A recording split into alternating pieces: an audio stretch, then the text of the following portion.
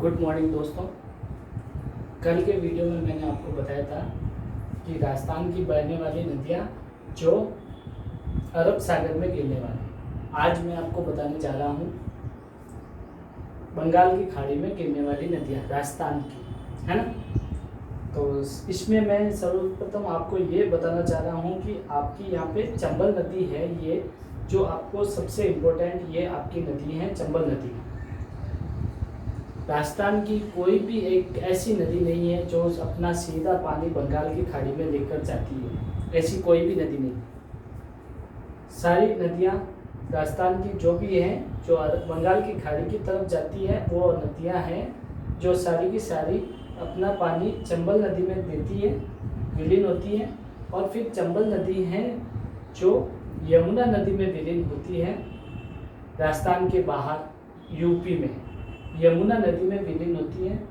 फिर यमुना नदी आगे जाकर इलाहाबाद नामक स्थान पर गंगा नदी में प्रवेश करती है। फिर गंगा नदी इस सारे पानी को बंगाल की खाड़ी में छोड़ती है।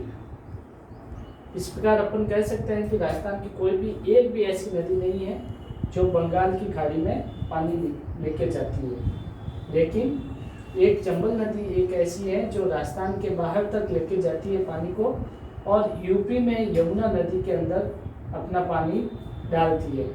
फिर यमुना नदी भी सीधी बंगाल की खाड़ी में नहीं जाती है, यमुना नदी इलाहाबाद नामक स्थान पर गंगा नदी में अपना पानी डालती है। ठीक है, अब यह है चंबल नदी। इसका उद्गम स्थल है इंदौर के महू गांव में। यहाँ पे इंदौर है, एमपी में इंदौर महू गांव है, वहाँ पे जाना पाव की पहाड़ी है, यहाँ से चंबल नदी का उद्गम होता है। ठीक है, फिर ये यहाँ से निकलती है और राजस्थान में प्रवेश करते समय चित्तौड़गढ़ से प्रवेश करती है, चित्तौड़गढ़ से प्रवेश करती है। और चित्तौड़गढ़ से प्रवेश करती है, उसके बाद में 4 किलोमीटर आगे जाके चित्तौड़गढ़ चित्तौड़गढ़ में है 84 गढ़, वहाँ से ये प्रवेश करती है और वहाँ से 4 किलोमीटर आगे जाकर चूलिया जलप्रपात बनाती है जो राजस्थान का सबसे बड़ा जलप्रपात है। देखिए सहयोग, देखिए राजस्थान में प्रवेश करती है चित्तौड़गढ़ से। च इम्पोर्टेंट है। चित्तौड़गढ़ में कौन सा गांव है, कौन सा गांव है चित्तौड़गढ़ में? 84गढ़, 84गढ़, 84गढ़, ये 84गढ़। च नदी का नाम चंबल, इसमें भी च। फिर देखिएगा 4 किलोमीटर आगे इसमें भी च, चूलिया जलप्रपात बनाती है, उसमें भी च, चूलिया। ये देखो कितने च आए, अजीब सा संयोग है। ये च का आंकड़ा राजस्थान के अंदर प्रवेश होते ही च का, नदी का नाम चंबल, स्थान जहाँ जिस जिले में प्रवेश करती है च से चित्तौड़गढ़, नदी का नाम च से चंबल, गांव का नाम क्या है? गांव का नाम 84गढ़। 4 किलोमीटर आगे फिर भी च, चूलिया जलप्रपात बनाती है, वो भी च। ठीक है, राजस्थान का सबसे बड़ा जलप्रपात चूलिया जलप्रपात। ठीक है, ये यहाँ पे चूलिया जलप्रपात है आपका। ठीक है, फिर इस नदी की एक विशेषता है कि विश्व की एकमात्र एक ऐसी नदी है जो 100 किलोमीटर के दायरे में राजस्थान के अंदर और एमपी के अंदर, राजस्थान और एमपी के अंदर 4 बड़े बांध बनाती है 100 किलोमीटर के दायरे में। ठीक है, 100 किलोमीटर के दायरे में वो कौन कौन से हैं? सबसे पहला बांध है गांधी सागर बांध जो एमपी में है। इस चंबल नदी की बात करें तो चंबल नदी में सबसे बड़ा बांध चंबल नदी पर सबसे बड़ा बांध बना हुआ है गांधी सागर बांध। कौन सा बना हुआ है? गांधी सागर बांध, जिसकी सबसे बड़ा बांध है चंबल नदी पे बना हुआ। जो गांधी सागर बांध है उसकी लंबाई है 514 मीटर लंबा है और 62 मीटर उसकी ऊंचाई है। कितनी? 62 मीटर उसकी ऊंचाई है। ठीक है। फिर उसके आगे जाके राजस्थान में प्रवेश करके चूड़िया जलप्रपात बनाती है। फिर उससे आगे जाकर चित्तौड़गढ़ में राणा प्रताप सागर बांध बनाती है। कौन सा बनाती है? राणा प्रताप सागर बांध बनाती है। ये देखिए राणा प्रताप सागर बांध चित्तौड़गढ़ में बनाती है। ये बिजली उत्पादन का बांध है। यहाँ पे राजस्थान की सर्वाधिक मात्रा में बिजली का उत्पादन किया जाता है और ये राजस्थान का सबसे सस्ता बांध भी इसे बोलते हैं। ठीक है। ये है राजस्थान का सबसे बड़ा बांध, राणा प्रताप सागर बांध। राजस्थान का सबसे बड़ा बांध राणा प्रताप सागर बांध। ठीक है। फिर उसके बाद में थोड़ा सा आगे चलती है, कोटा में प्रवेश करती है नदी। वहाँ पे एक बांध बनाती है जिसका नाम है जवाहर सागर बांध। क्या नाम है? जवाहर सागर बांध, जिसे लिफ्ट बांध भी कहते हैं, जिसमें लिफ्टें लगाई गई हैं और पानी को सिंचित करने के लिए लिफ्टों के द्वारा पानी को ऊपर उठाया जाता है। ठीक है। इसे लिफ्ट बांध भी बोलते हैं और जवाहर सागर बांध भी बोलते हैं, जो कोटा में स्थित है। उससे थोड़ा सा और आगे चलते ही वह भी कोटा में ही है चौथा बांध, उसका नाम है कोटा बैराज। कोटा बैराज बांध ये भी कोटा में ही है चौथा बांध। पहला गांधी सागर, दूसरा राणा प्रताप सागर, तीसरा जवाहर सागर और कोटा बैराज चौथा। कोटा बैराज है जो सर्वाधिक कैचमेंट एरिया में फैला हुआ है, यानी सर्वाधिक सिंचाई का क्षेत्र इस बांध से होता है। सर्वाधिक सिंचाई इसी बांध से होती है। सर्वाधिक सिंचाई क्षेत्र भी इसे बोलते हैं। और फिर अपन बात करते हैं यह इसकी लंबाई है 967। चंबल नदी की कुल लंबाई है 967 किलोमीटर। 967 यहाँ से यमुना नदी तक पहुंचने तक की इसकी लंबाई, जाना पाव से लगा के यमुना नदी तक विलीन होने की लंबाई 967 किलोमीटर है। जो यहाँ से चित्तौड़गढ़ तक प्रवेश करते समय यहाँ की लंबाई है, एमपी में इसकी है 325 किलोमीटर एमपी में इसकी लंबाई है। फिर इसके पश्चात महत्वपूर्ण बात है चित्तौड़गढ़ और बूंदी और कोटा, ये 3 जिलों में यहाँ से यहाँ तक बहने की लंबाई है इसकी 135 किलोमीटर। देखिए एमपी में है 325, राजस्थान में है 135। ठीक से देखिएगा, है ना। राजस्थान में है 135। फिर इसके बाद में यहाँ देखिए एमपी और राजस्थान की सीमा पर यह नदी बहती है। एमपी और राजस्थान में की सीमा बॉर्डर रेखा बनाती है, उसकी लंबाई है 241 किलोमीटर। फिर उसके बाद ये धौलपुर से होते हुए राजस्थान से बाहर निकल जाती है। बाकी की शेष लंबाई है जो यूपी में है। बाकी की शेष लंबाई है जो यूपी में है। इसके आंकड़े काफ़ी बुकों में अलग अलग दे रखे हैं, तो इसमें हमेशा से ही एक ऑब्जेक्शन भी रहा है कि इसके सही आंकड़े नहीं प्राप्त हुए हैं।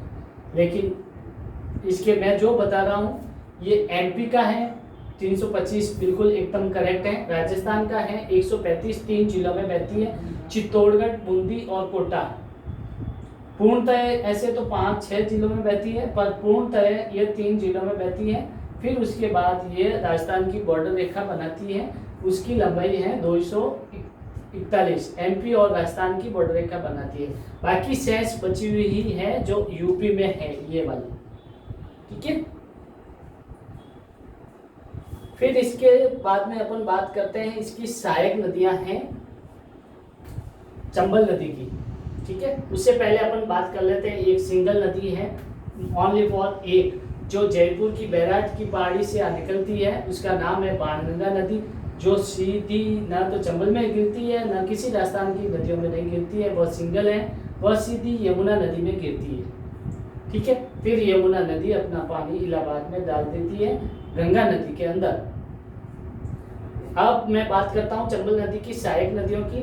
तो मैं सबसे पहले आपको बताना चाहूँगा कि बनास नदी है जो राजसमंद की खमनोर की पहाड़ियों से निकलती है। राजसमंद है जो राजसमंद में एक बनास नदी है जो खमनोर की पहाड़ियों से होकर निकलती है, ये वाली नदी, ठीक है। ये है आपके सवाई माधोपुर के पास जाके चंबल में विलीन हो जाती है बनास नदी, ठीक है। ये वाली बनास नदी यहाँ से शुरू होती है और सवाई माधोपुर में होकर चंबल नदी में विलीन हो जाती है। अब देखिएगा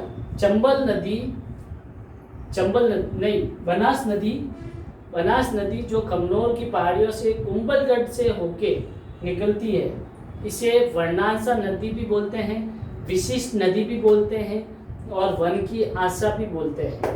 राजस्थान की एकमात्र पूर्ण बहाव की दृष्टि से सबसे लंबी नदी बोल सकते हैं।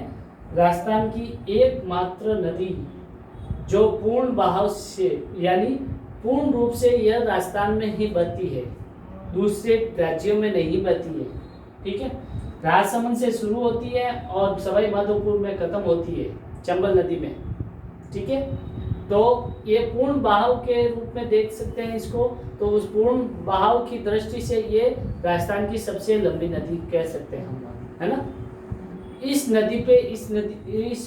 बनास नदी की ये विशेषता है कि यह अपने नदी के ऊपर 3 त्रिवेणी संगम बनाती है, 3 त्रिवेणी संगम बनाती है, ठीक है।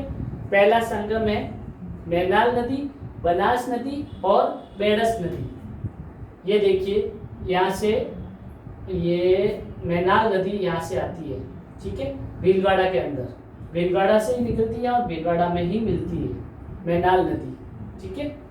फिर बनास नदी तो भीलवाड़ा होकर निकल ही रही है, इसमें कोई प्रॉब्लम नहीं है। फिर देखिएगा एक आती है आपकी बेड़स नदी।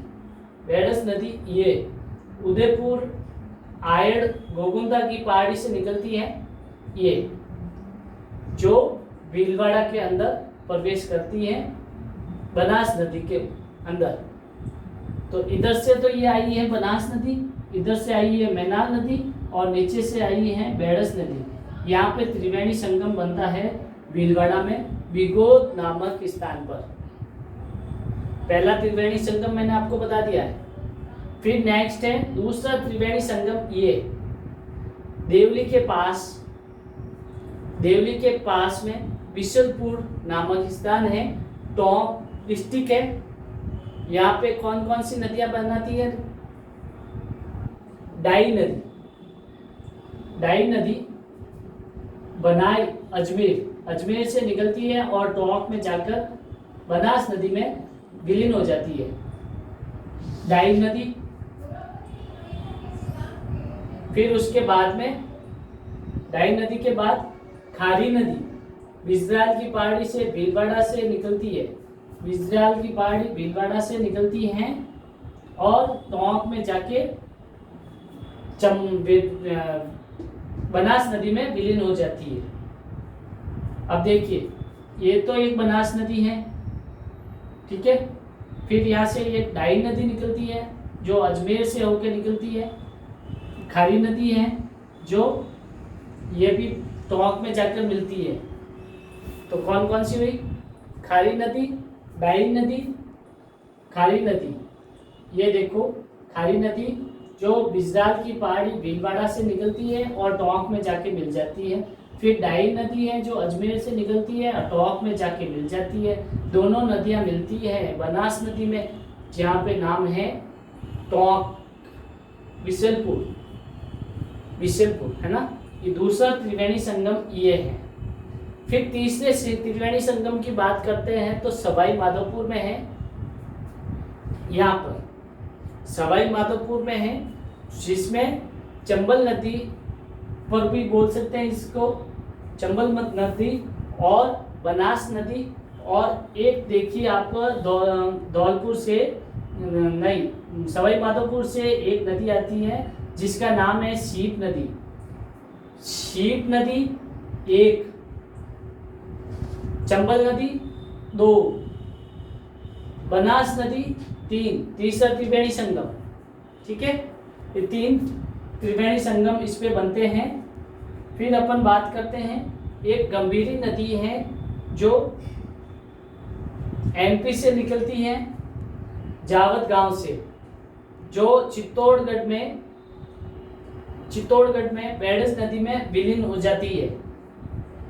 फिर एक कोठारी नदी है जो दिवेर की पहाड़ी से निकलती है, राजसमंद से, जो दिवेर से निकलती है, और फिर भीलवाड़ा के अंदर यह बनास नदी में विलीन हो जाती है। ठीक है, फिर उसके बाद में अपन बात करते हैं, गंभीरी नदी का आपको मैंने बता दिया। फिर नीचे की तरफ की बात करते हैं, चंबल नदी के नीचे की तरफ से सबसे प्रथम काली सिंध नदी है जो देवास गांव है एमपी में, वहां से निकलती है ये, और कोटा में जाकर चंबल में विलीन हो जाती है। एमपी से निकली, राजस्थान में पहुंची, झालावाड़ होते हुए कोटा होते हुए चंबल में विलीन होती है कोटा के अंदर। फिर उसी काली सिंध में के अंदर एक आऊ नदी सुसेर नामक स्थान एमपी के अंदर है, जो झालावाड़ से में प्रवेश करती है राजस्थान के अंदर, और काली सिंध नदी झालावाड़ के अंदर काली सिंध नदी में प्रवेश कर जाती है। ठीक है, फिर परवन नदी है जो मालवा के पठार एमपी से निकलती है, वो राजस्थान में प्रवेश करते समय झालावाड़ होते हुए कोटा होते हुए यह भी काली सिंध नदी में प्रवेश कर जाती है।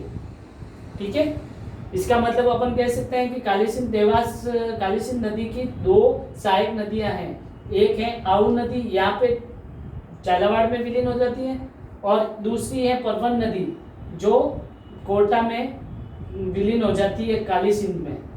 फिर नेक्स्ट आगे थोड़ा सा आगे जाके कोटा से में थोड़ा सा आगे जाके काली सिंध स्वयं चंबल नदी में विलीन हो जाती है। ठीक है, फिर उसके बाद अपन बात करते हैं, पार्वती नदी है जो एमपी के सीहोर क्षेत्र से है, जिसमें जो एमपी से निकलती है सीहोर क्षेत्र से, जो डायरेक्ट ये राजस्थान में प्रवेश करते हुए कोटा में चंबल नदी में प्रवेश करती है। ठीक है, ये हो गई आपकी नदियां।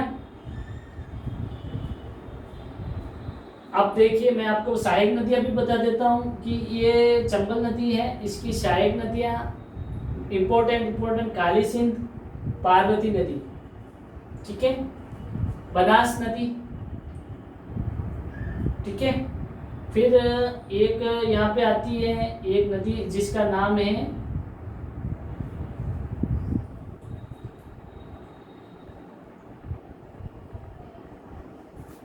ये देखिए, बनास नदी में ये सारी नदियां विलीन होती हैं, और बनास नदी इसकी सहायक नदी है चंबल नदी की, है ना। और इधर से एक आती है शीप नदी, वो भी इसकी सहायक नदी है चंबल की। ठीक है, ये मैंने आपको बता दिया है सारे के सारे। कहने का शॉर्टकट यही तरीका है कि राजस्थान की कोई भी नदी है जो सीधा बंगाल की खाड़ी में अपना पानी नहीं छोड़ती है। सारी नदियां जो अपना चंबल नदी में पानी छोड़ती हैं, चंबल नदी खुद स्वयं राजस्थान से बाहर जाके उत्तर प्रदेश में यमुना नदी में अपना पानी छोड़ती है।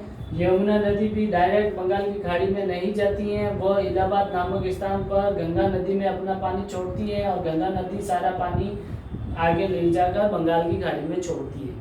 ठीक है, ये आपका हो गया है राजस्थान की नदियाँ बंगाल की खाड़ी की तरफ बहने वाली सारी नदियाँ मैंने आपको करवा दी है।